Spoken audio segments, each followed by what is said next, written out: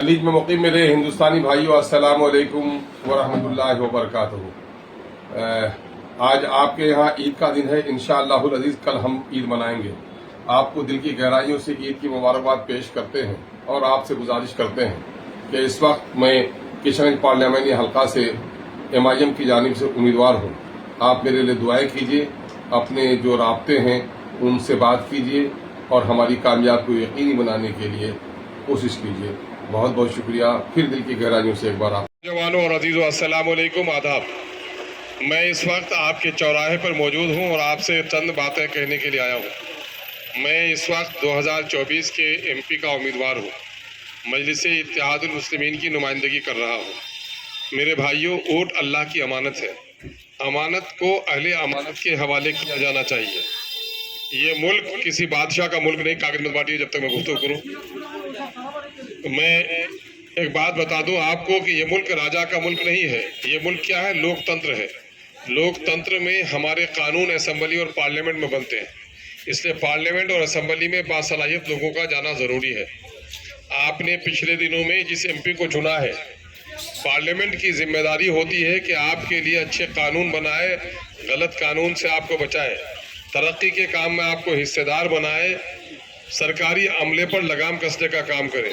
आप फैसला खुद कर लीजिएगा कि इन मामलात में उस शख्स का कोई रोल नहीं रहा है।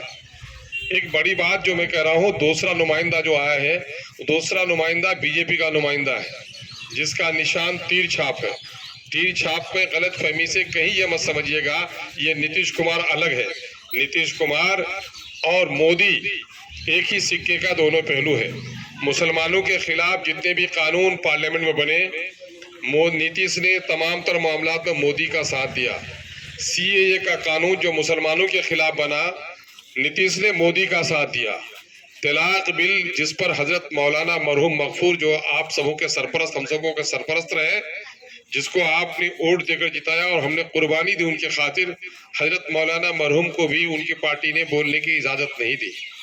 लेकिन वो गलत कानून जब बना तो मोदी का ही साथ नीतीश ने दिया। कश्मीर के मुसलमानों को कुछ खुसूसी दर्जा हासिल था, उसका खात्मा करने का, दफा 370 को वापस लेने का कानून जब बना तो उसका भी साथ नीतीश ने मोदी का ही दिया। नीतीश और मोदी में कोई फर्क नहीं है, मुस्लिम दुश्मनी दोनों ने मिलकर की है। मैं इस इलाके के गैर मुसलमान भाइयों से कहना चाहता हूं कि देखो मेरे भाई, मोदी हिंदू और मुसलमानों को लड़ाना चाहता है। सदियों गुजर जाएगा, न हिंदू खत्म होगा न मुसलमान खत्म होगा। हिंदू और मुसलमानों की मोहब्बत खत्म हो गई तो इस देश की अजमत और इस देश का बड़प्पन खत्म हो जाएगा। इसलिए हम जो उठे हैं, अदल और इंसाफ के लिए उठे हैं। और ये तीर को तीर समझना भूल है। हकीकत में ये मोदी का ही फूल है, ये मोदी का ही वोट है। इस वोट को अगर आप कोई भी भाई अगर आप दे रहे हैं तीर को, तो ये वोट मोदी को जाएगा। जब मुसलमानों का कानून बदलने के लिए पार्लियामेंट में वोट होगा तो मोदी का ये गुलाम मोदी को वोट देगा, आपको नहीं देगा। ये वो मुनाफिकीन है जो लोग आज से 3 महीना पहले मसाल जुलूस निकाल रहे थे, मोदी भगाओ भाजपा भगाओ। 3 महीने के अंदर में मोदी का तलवा चाटने लगे हैं और कह रहे हैं मोदी लाओ मोदी लाओ। ये कौन लोग हैं?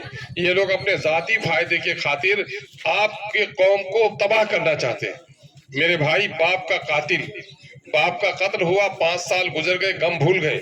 लेकिन बाप का कातिल जब बस्ती में आता है तो बाप के कत्ल होने का गम लौट कर आता है। इस वक्त अगर भाजपा का कोई उम्मीदवार, जदयू का कोई उम्मीदवार, नरेंद्र मोदी का कोई एजेंट हमारी बस्ती में आता है तो बाबरी मस्जिद के टूटने का दर्दनाक मंजर हमारे सामने में होता है। वो बहन बिल्किस जिसकी आबरू उनके बच्चों के सामने में लुटी और अदालत ने कुछ वक्त के लिए उनके जानियों को रिहा कर दिया, यही भाजपा वालों ने उसके गले में जाकर के फूल माले डाले। अगर आप जदयू को वोट देते हैं तो बिल्किस बानो के साथ जना करने वालों की सरपरस्ती करने वाले का साथ देते हैं।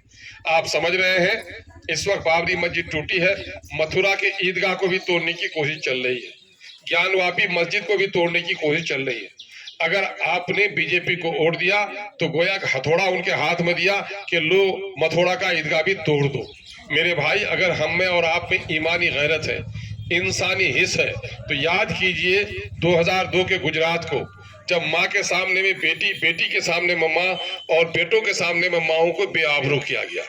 दूध पीते बच्चों को छीनकर उनको आग में फेंका गया, हामला औरत के सिकम चाक किए गए और उनको जलाया गया। अगर इस दिलदोज वाक़े के बाद भी इन जालिम ताकतों को हमने नहीं पहचाना तो फिर अल्लाह ही ऐसे कौम की हिफाजत फरमाए। मुझे पुख्ता उम्मीद है, कामिल यकीन है कि कबूतर के अंडे से कभी चील जन्म नहीं ले सकता। हो सकता है क्या? नहीं ले सकता ना। तो जहां 70% मुसलमान हो वहां मुसलमानों के दुश्मन और शरीयत के दुश्मन को वोट देगा? मुझे यकीन नहीं होता है। मुझे यकीन है कि इस मुलाके के हिंदू और मुसलमान सब मिलकर एक बार एक ऐसी पार्टी जो मुल्क में अदल और इंसाफ की बात करती है, दलितों के हक और हुकूक की बात करती है। जब अवैसी बोलता है पार्लियामेंट में, आपको देखकर खुशी होती है कि नहीं होती है? बोलो, सीना चौड़ा होता है कि नहीं होता है? गर्दनें ऊंची होती है कि नहीं होती है? तो अवैसी को ताकत देना जरूरी है। बिहार में इस वक्त माझी की पार्टी हो गई, मल्लाह की पार्टी हो गई, यादव की पार्टी हो गई, कोयरी कुर्मी की पार्टी हो गई है। ऐ मुसलमानों, आपकी कोई जमात नहीं है। जिस जिस्म में सर नहीं हो वो लाश है। जिस कौम की कोई जमात नहीं हो, जिस कौम का कोई इमाम नहीं हो, वो कौम भी लाश के मानिंद है। यही वजह है कि दिल्ली में कल तक परिंदा भी आपके राजाओं बादशाहों के दरबार के ऊपर उड़ने से घबराता था, लेकिन आज वही दिल्ली है जहाँ 2 मिनट के लिए नमाज पढ़ने के लिए आपका आदमी सड़क पर जाता है तो लात लगाई जाती है। क्या ये हिंदुस्तान हमारा हिंदुस्तान नहीं है? क्या ये भारत हमारा भारत नहीं है? दूसरे लोग अपने मजहब के मामले में घंटों सड़क पर जाम कर दें, कोई दिक्कत नहीं है, और नमाज पढ़ने में 2 मिनट में लातें पड़ती हैं। तो जरा खुद इंसाफ करो। मैं अपने हिंदू भाइयों से भी कहना चाहता हूँ कि शक्ति भी, सुख भी, शांति भी भक्तों के गीत में है। इस देश के वासियों की मुक्ति प्रीत में है। आओ हम और आप मोहब्बत कायम करें और सीमांचल के हक और हुकूक की लड़ाई लड़ने में एक दूसरे का साथ दें।